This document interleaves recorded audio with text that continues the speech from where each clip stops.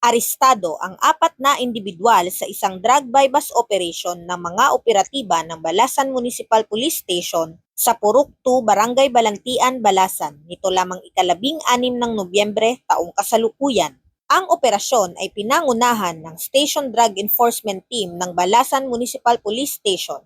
Nasamsam sa operasyon ang humigit kumulang 61.8 gramo ng hinihinalang shabu na may tinatayang halaga na 420,240 pesos. Ayon sa mga kapulisan, ang pangunahing target ng operasyon ay si alias Atong, 41 gulang na itinuturing na high-value drug personality.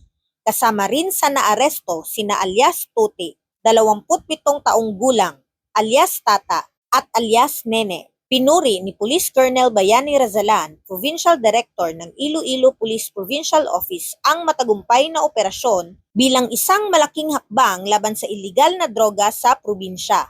Ang mga sospek ay kasalukuyang nasa kustudiya ng Balasan Municipal Police Station para sa tamang dokumentasyon at nahaharap sa kasong paglabag sa Republic Act 9165 o ang Comprehensive Dangerous Drugs Act of 2002. Ang matagumpay na operasyon ay patunay ng walang humpay na pagsisikap ng PNP upang masugpo ang paglaganap ng iligal na droga sa komunidad tungo sa isang drug-free Western Visayas. Dahil sa bagong Pilipinas, ang gusto ng pulis, ligtas ka. Mula dito sa Western Visayas, ako ang inyong Police News Network Correspondent, Patrolwoman Andrea Dominic Di Palobos, alagad ng batas, tagataguyod ng balitang pulis.